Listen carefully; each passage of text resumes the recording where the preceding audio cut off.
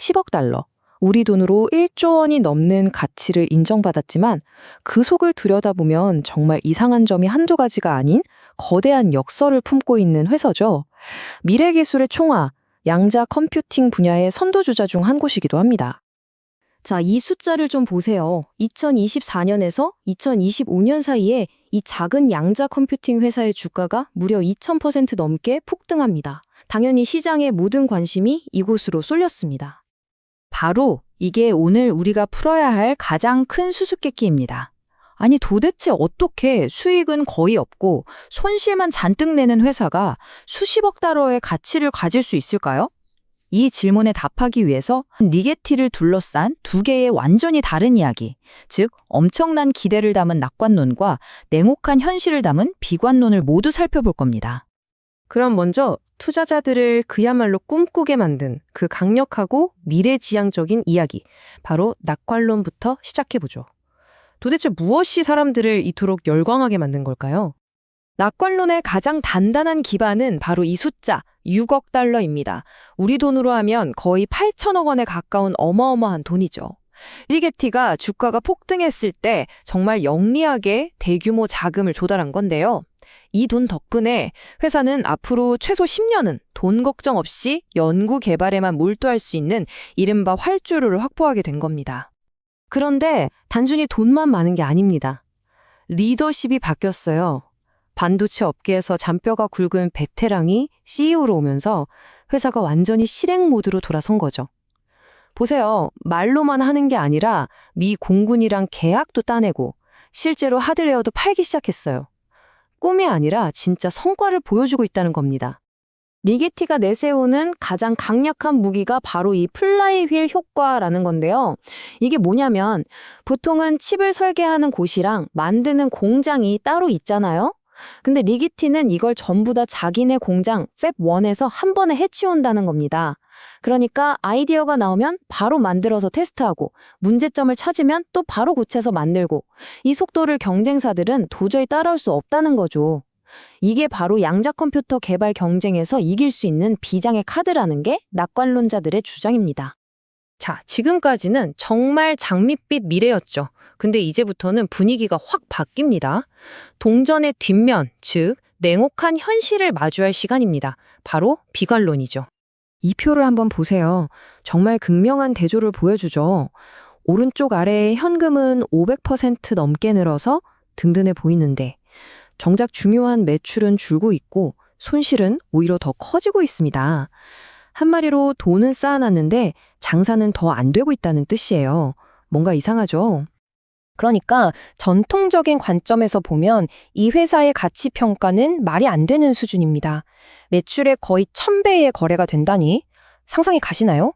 심지어 어떤 분석 모델은 이 주식이 98%나 고평가됐다고, 그러니까 거의 거품이라고 말하고 있는 겁니다. 그리고 더 큰 문제가 있습니다. 바로 베타맥스 리스크인데요. 혹시 옛날에 비디오 테이프 전쟁 기억나시나요? 소니의 베타맥스가 기술적으로는 더 좋았는데 결국 VHS에 밀려서 사라졌잖아요. 리게티도 마찬가지입니다. 지금 초전도라는 한 가지 기술에 모든 걸 걸었는데 만약 아이온큐 같은 경쟁사가 쓰는 이온 트랩 방식이 대세가 되어버리면 리게티의 기술은 한순간에 구식이 돼버릴 수 있다는 거죠. 이건 정말 치명적인 리스크입니다. 심지어 그 경쟁자들이 누구냐면 바로 IBM, 구글 같은 거대 기업들입니다. 거의 무한한 돈과 인력을 가진 골리앗들이죠. 더 무서운 건 이 골리앗들도 리게티랑 똑같은 초전도 기술을 쓰고 있다는 거예요. 이미 IBM은 리게티보다 큐비트 수가 훨씬 많은 프로세서를 내놨습니다. 리게티가 가진 무기는 아까 말한 그 플라이휠의 속도랑 6억 달러의 현금뿐인데 과연 이걸로 골리앗들을 이길 수 있을까요? 일단 겉으로 보이는 데이터는 좋아 보여요. 기관 투자자 비중이 58%나 되고 계속 늘고 있거든요. 보통 우리가 스마트 머니라고 부르는 기관들이 이렇게 많이 산다는 건 긍정적인 신호로 보이죠. 그쵸? 하지만 바로 여기서 이 이야기의 가장 큰 모순이 드러납니다. 한 분석가의 말을 빌리자면 낙관적인 기관 투자 데이터와 아주 비관적인 내부자들의 주식 매도 사이에 이 극명한 차이야말로 가장 큰 위험 신호라고 합니다. 보세요. 이 회사를 누구보다 잘 아는 사람들, 바로 CEO와 이사들이 지난 6개월간 뭘 했는지 말이죠. 수백만 달러, 우리 돈으로 수백억 원어치 주식을 팔아치우고 있습니다. 회사의 미래가 그렇게 밝다면 왜 이 사람들은 자기 주식을 던지고 있을까요? 정말 이상하지 않나요? 이 미스터리를 풀 열쇠는 바로 패시브와 액티브의 차이에 있습니다. 아까 기관들이 많이 샀다고 했죠. 근데 그 상당수는 그냥 지수를 따라 기계적으로 주식을 사는 뱅가드 같은 인덱스 펀드들입니다. 주가가 오르니까 어쩔 수 없이 사는 거예요. 이걸 패시브 투자라고 하죠. 하지만 내부자들이 자기 주식을 파는 건 어떨까요? 이건 액티브한 결정입니다. 회사의 속사정을 다 아는 사람들이 신중하게 고민해서 내린 의도적인 선택이라는 거죠. 여러분은 누구의 판단을 더 신뢰하시겠어요? 자, 그럼 이제 모든 조각들을 모아서 결론을 내려볼 시간입니다. 리게티에 대한 투자는 과연 진짜 투자일까요? 아니면 그저 투기에 불과할까요?